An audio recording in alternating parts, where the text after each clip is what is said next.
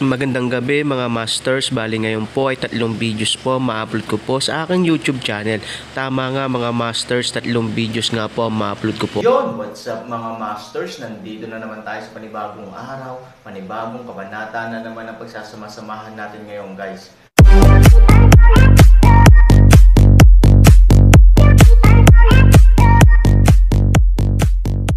Bali mga masters, kung bago ka pa lang po sa aking YouTube channel, please click the subscribe button, lalong-lalo na po yung notification bell guys, para maging connected pa rin tayo sa isa't isa at maging updated kayo sa mga susunod ko pang video. Bali mga masters, bago natin umpisahan ng kwento ay mag-shoutout po muna tayo para sa mga solid nating tagapakinig. Sobra akong nagpapasalamat sa inyo mga Sec Masters at aking mga Emperor. Maraming salamat sa solid na pagsuporta nyo. Yun na nga mga masters, no? Bali hindi na ito patagalin. In 3, 2, 1, let's go!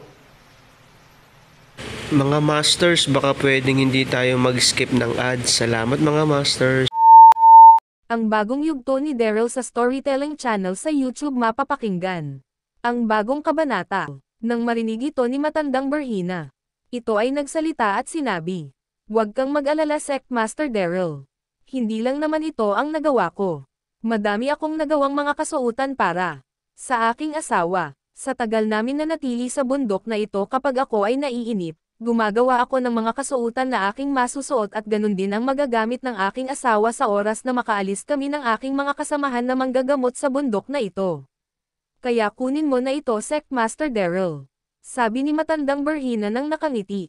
Nang marinig ito ni Daryl siya ay nagsalita at sinabi, "Kung ganun, sobra akong nagpapasalamat matandang Berhina.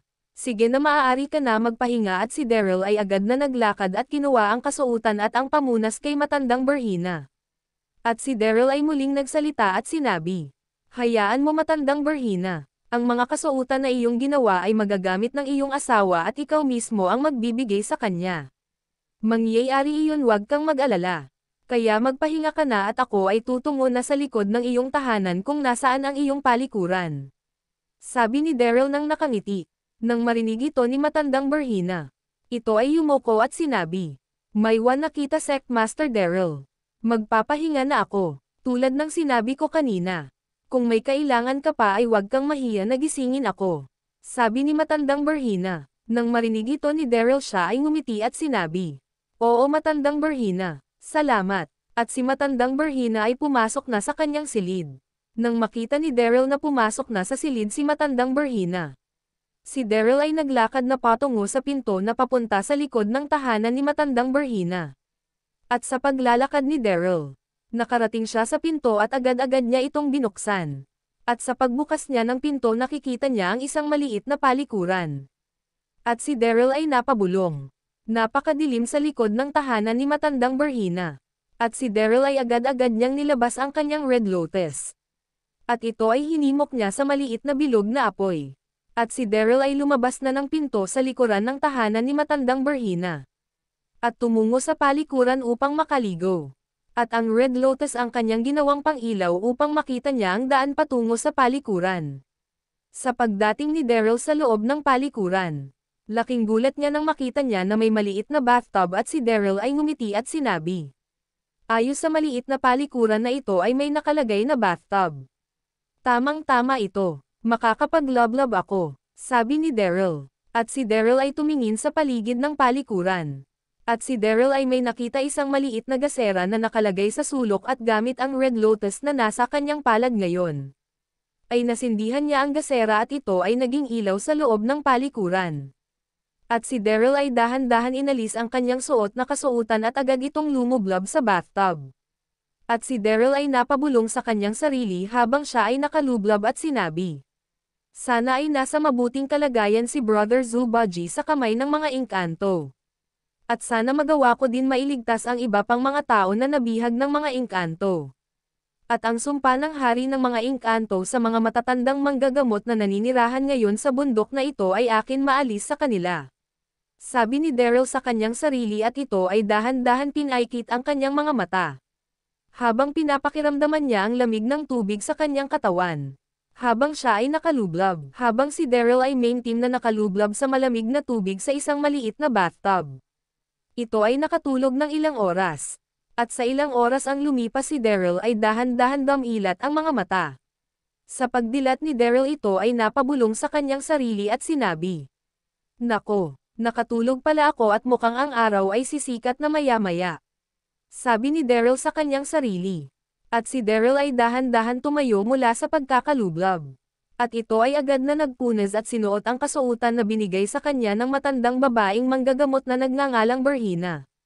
At si Daryl ay agad-agad na lumabas sa loob ng palikuran. At sa paglabas ni Daryl naririnig niya ang mga huni ng mga ibon.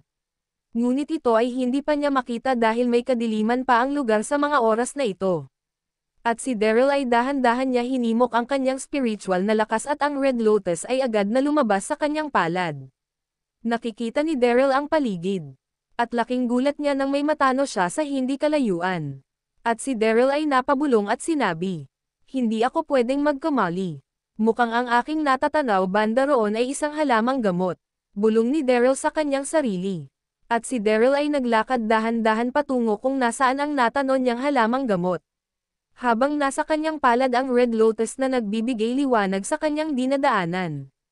At sa pagdating ni Daryl sa lugar kung saan niya nakita ang halamang gamot, si Daryl ay napangiti at sinabi, "Tama nga ako, halamang gamot nga ang aking nakita. At ang halamang gamot na ito ay ang ferns. Dito lang pala matatagpuan ang halamang gamot na ferns. Sa oras na makabalik ako mula sa mundo ng mga engkanto, tutungo ulit ako dito upang kumuha ng halamang ferns. Sa ngayon hindi muna ako kukuha ng ganitong klaseng halamang gamot, sapagkat may kailangan pa akong gawin sa mundo ng mga engkanto at sa kanilang kaharian. Ang mga tao na kanilang banihag ay akin tutulungan na makawala mula sa kanilang mga kamay." Sabi ni Daryl sa kanyang sarili. At ito ay naglakad na pabalik sa loob ng tahanan ni matandang Berhina. Ang isa sa mga manggagamot na naninirahan sa bundok na kung nasaan ngayon si Daryl. At sa pagpasok niya, si Daryl ay dumiretso sa sala ng tahanan ni matandang Berhina. At si Daryl ay napabulong at sinabi, "Sa saglit na oras akong nakatulog mula sa pagkakababad sa malamig na tubig. Ang aking nararamdaman na pagod ay tila ba nawala. At sapat na oras na iyon para hindi na ako matulog, kailangan ko paghandaan ang pagtungo ko sa mundo ng mga engkanto para harapin ang mga engkanto at ang kanilang hari." At si Daryl ay dahan-dahan nilabas ang isang maliit na bilog na bagay. At ito ay kanyang pinagmasdan. At si Daryl ay nagsalita at sinabi, "Napakamahiwaga ng bagay na ito. Ang isang bagay na ibinigay sa akin ni matandang Berhina kung ikaw ay normal na tao. Hindi mo mararamdaman ang hiwaga nito na tinataglay. Sa bagay na ito may mahinang spiritual ang bumabalot. Kailangan may tago ko ito dahil alam ko mapapakinabangan ko ito sa hinaharap. Hindi lang sa pagtungo sa mundo ng mga engkanto ko magagamit ang bagay na ito." Sabi ni Daryl sa kanyang sarili. At ito ay dahan-dahan umupo sa sahig at si Daryl ay nag-cross-leg at ito ay dahan-dahan pumikit. At dahan-dahan nililinang ni Daryl ang kanyang tinataglay na spiritual na lakas. At sa ilang oras ulit na lumipas, ang araw ay unti-unti nang lumalabas habang si Daryl ay naglilinang parent sa mga oras na ito. At si matandang Berhina ay nagising na. At ito ay agad-agad na bumangon mula sa pagkakahiga. At si matandang Berhina ay agad na lumabas ng kanyang silid. At sa paglabas ni matandang Berhina ng kanyang silid, nakikita niya ang figure ni Daryl na naka-cross-leg habang nakapikit. At si matandang Berhina ay napabulong sa kanyang sarili. Mukhang si Sectmaster Daryl ay naglilinang ng kanyang spiritual na lakas. Ang kanyang figure ay binabalot ngayon ng kulay asol na aura. Ang kanyang spiritual ay sobrang lakas. Hindi na ako magtataka kung bakit si Sectmaster Daryl ay naging isang Diyos sa God's domain. Dahil din sa kanyang kasipagan na maglinang ng kanyang kakayahan at spiritual na lakas. Na kahit na nagtataglay na ito ng spiritual na lakas na hindi basta-basta matutumbasan ng iba't ibang nilalang. Patuloy pa rin siya sa paglilinang ng kanyang spiritual upang mas lumakas pa ito. Talagang nakakahanga si Sectmaster Daryl. Hanggang ngayon, hindi pa rin ako makapaniwala na mangyayari ang ganitong pangyayari. Dahil ngayon nasa aking tahanan ang nag-iisang tao na nakarating sa mataas na ranggo pagdating sa paggagamot. At ang kanyang katayuan ay sobrang tinitingala ng lahat. Ang isang tulad ni Sectmaster Daryl ay sobrang nakakahanga. Sabi ni matandang Berhina sa kanyang sarili habang pinagmamasdan si Daryl na naglilinang ng kanyang spiritual na lakas. At maya-maya, si Daryl ay dahan-dahan din ilat ang kanyang mga mata. At sa pagdilat ni Daryl ng kanyang mga mata, nakita niya ang figure ni Matandang Berhina na nakatingin sa kanya. At si Matandang Berhina ay nagulat at sinabi, "Sect Master Daryl." Nang marinig ito ni Daryl ay agad-agad siyang kumilos at inalis ang pagkaka-cross-leg at si Daryl ay tumayo. At sa pagtayo ni Daryl, si Daryl ay yumuko at sinabi, "Gising na pala kayo Matandang Berhina. Mukhang ang araw ay sumikat na." Sabi ni Daryl nang nakangiti. Yun na nga mga masters, no? Bali panibagong kabanata na naman yung natapos natin ngayong gabi. Muli, maraming salamat po talaga sa walang sawang suporta po sa aking YouTube channel na talagang inaabangan nyo po ang bawat upload ko po. Bali mga masters, magkita-kita ulit po tayo bukas ng gabi at ngayon po ay magpapaalam po muna tayo. Bali mga masters, bye-bye!